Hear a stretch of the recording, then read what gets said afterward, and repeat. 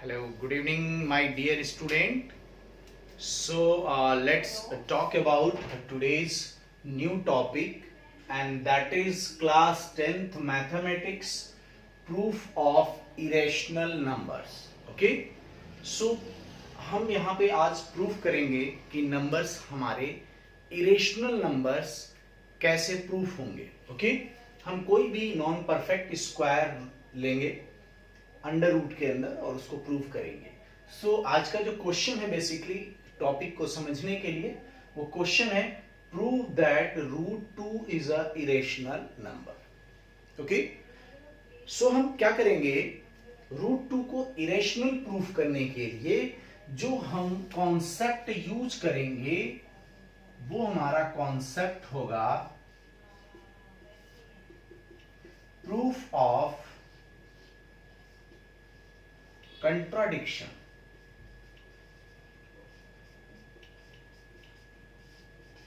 Proof of contradiction का मतलब क्या है कि हम अपने ही अजम्पशंस को रॉन्ग प्रूफ करेंगे.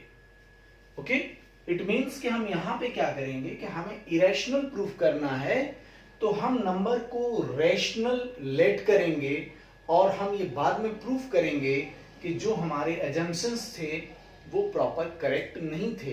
Okay, so let's start. So what we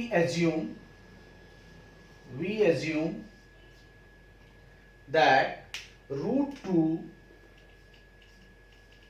is rational number. Root 2 कैसा नंबर है? रेशनल है. अच्छा, अगर रूट 2 हमारा रेशनल नंबर है तो रूट 2 को हम क्या लिख सकते हैं? That we can write it is in a form of p upon q.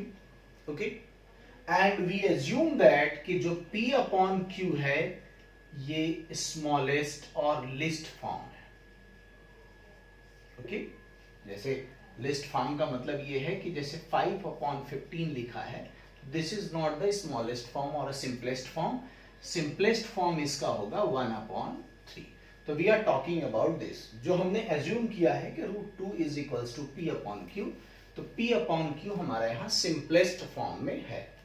Obvious है अगर ये सिंपलेस्ट फॉर्म में है तो आपने रेशनल नंबर की प्रॉपर्टी पढ़ी होगी. रेशनल नंबर की प्रॉपर्टी क्या कहती है कि कोई भी नंबर अगर रेशनल है तो p अपॉन q के फॉर्म में लिखा जा सकता है. q can not be zero. p and q both are integer, and which is a very important point related to this, that is p and q are co-prime.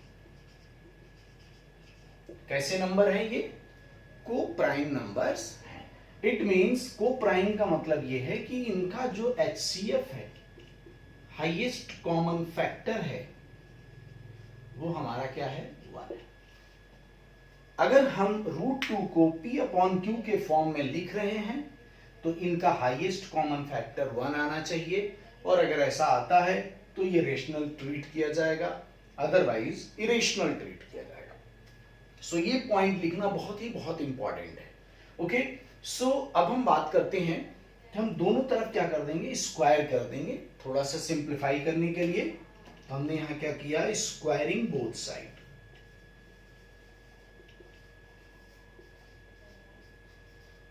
जब हमने इसको दोनों तरफ स्क्वायर किया तो ये बन गया आपका रूट 2 का square is equals to p upon q का whole square, and this implies 2 is equals to p square upon q square. Okay, अब हम क्या करेंगे? दोनों साइड q स्क्वायर से मल्टीप्लाई कर देंगे. लोग कहते हैं क्रॉस मल्टीप्लाई कर दो, बट ऐसा कोई फंडामेंटल मैथमेटिक्स नहीं होती है कि हमारा फंडामेंटल मैथमेटिक्स कुछ और है कि हम दोनों साइड सेम फैक्टर से मल्टीप्लाई कर सकते हैं. तो हमने मल्टीप्लाई किया 2 से भी q स्क्वायर को मल्टीप्लाई किया, और p square upon q square को भी हमने q स्क्वायर से मल्टीप्लाई किया. So now what we get? 2q square is equals to p square. This is your first equation. This is very important. तो यहां से आपको मिल गया p square is equals to 2q square. क्या यहां से क्लियर हो रहा है कि जो पी स्क्वायर है उसका एक फैक्टर क्या है? 2 है। एक फैक्टर क्या है? 2 है। इट मीन्स कि अगर पी स्क्वायर का फैक्टर 2 है तो पी स्क्वायर को स्क्वायर न समझ के एक नंबर अगर आप समझें तो ये कैसा नंबर होगा? एक इवन नंबर होगा। आप किसी भी नंबर को 2 से मल्टीप्लाई कर दें वो इवन हो जाता है, ऐसे समझ लें आप। या आप ऐसे समझ लें कि इसका एक फैक्टर 2 है, इसका मतलब ये नंबर पी स्क्वायर 2 से डिविजिबल है, इसका मतलब ये पी स्क्वायर कैसा नंबर है? इवन नंबर है। सो वी कैन से कि जो पी स्क्वायर है वो आपका इवन नंबर है। क्लियर? अब पी स्क्वायर को अगर हम ब्रेक करें तो p इंटू पी लिखेंगे and what we get? Even.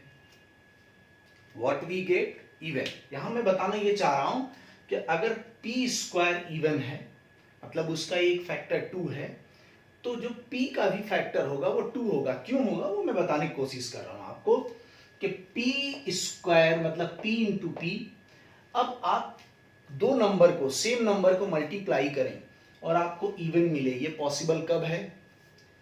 Simple सा आपने मैथ्स में पढ़ा होगा कि even into even is even and odd into even is odd into odd is odd, odd into even is even. ये आपने पढ़ा हुआ है पॉलिसी। इट मीन्स सिंपल सी बात है कि दोनों नंबर जब इवन होंगे तभी, क्योंकि ये p वही नंबर है अपने आप से मल्टीप्लाई हो रहा है और वो इवन चाहिए, तो इवन रिजल्ट कब मिलेगा? जब p भी अपने आप में क्या होगा? इवन होगा। इट मीन्स कि यहां से हमें एक रिजल्ट मिलता है कि p कैसा नंबर है आपका? इवन नंबर है। और ये अगर इवन नंबर है इसका मतलब ये बहुत ही इंपॉर्टेंट रिजल्ट है कि p हैज फैक्टर और p को हम अभी ऐसे ही सिंपल लिखते हैं कि p एक इवन नंबर है। इवन नंबर है मतलब उसका एक फैक्टर 2 है। तो आपने यूक्लिड डिवीजन एल्गोरिथम पढ़ी होगी तो उसके अकॉर्डिंग p को हम क्या लिख सकते हैं? एक फैक्टर 2, दूसरा हमने कुछ लेट कर लिया k। This we have assume again. जब ये हमने एज्यूम किया तो हम इसको क्या करेंगे? इस वैल्यू को पुट करेंगे किसमें? इक्वेशन 1 में p की। So put the value of p in equation 1. So what we get? 2q square is equals to p का square means 2k का whole square. So what we get? 4k square. Again we divide both side by 2. अगर हमने ऐसा किया तो 2q square से जब 2 से डिवाइड करेंगे तो आपको q स्क्वायर मिलेगा। यहां भी जब आप 2 से डिवाइड करेंगे तो आपको यहां मिलेगा 2k square. Again we get कि q स्क्वायर का एक फैक्टर क्या है? 2 है। इसका मतलब q स्क्वायर भी क्या है आपका? इवन नंबर है। अगर q स्क्वायर आपका इवन नंबर है तो सिमिलरली इसी फॉर्मूले से जिससे हमने p स्क्वायर को इवन कहा फिर p बाद में इवन प्रूफ हुआ, उसी तरह से हमारा q भी क्या हो गया? इवन हो गया। इसका मतलब ये हो गया कि अब हमारा जो p और q है दोनों कैसे नंबर हो गए? इवन नंबर हो गए। और अगर p और q दोनों नंबर इवन हो गए इसका मतलब कि इनका एक कॉमन फैक्टर आ गया p and q is 2। Common factor क्या आ गया? 2। जो हमारा एजम्पशंस था उसके अकॉर्डिंग p और q का हाईएस्ट कॉमन फैक्टर क्या आना चाहिए? 1। आ क्या रहा है? 2। इसका मतलब कि जो हमने यहां पे एज्यूम किया था और जो हमने प्रूफ किया उन दोनों में कंट्राडिक्शन है। दोनों कंट्राडिक्टरी कह सकते हो स्टेटमेंट्स हैं। तो इसी वजह से अब आप ये बोलोगे कि जो एजम्पशंस आपने किए थे कि रूट 2 आपका रेशनल नंबर है, वो एजम्पशंस आपका रॉन्ग हो गया। क्यों? क्योंकि प्रूफ ऑफ कंट्राडिक्शन पॉलिसी के अकॉर्डिंग जो हमने एज्यूम किया था उसके अगेंस्ट हमारा प्रूफ आ रहा है। इट मीन्स कि रूट 2 आपका रेशनल नंबर नहीं है, और रेशनल नंबर नहीं है तो फिर क्या है? इरेशनल नंबर है। बहुत ही सिंपल फिलॉसफी है। Thank you everyone. I hope सबको वीडियो समझ में आया होगा, और फिर भी कोई डाउट होता है तो आप मुझे, जैसे मैंने पिछले वीडियो में बताया था, कि आप मुझे मेल लिख सकते हैं, कमेंट्स में अपना टॉपिक रीडिफाइन करने को बोल सकते हैं, नए तरीके से मैं प्रेजेंट कर सकता हूं। उसके लिए आपको करना क्या होगा? मेरे चैनल को सब्सक्राइब करना होगा, बेल आइकन प्रेस करना होगा, जिससे आपको नोटिफिकेशन मिलता रहे। I hope everyone will like this. Thank you everyone.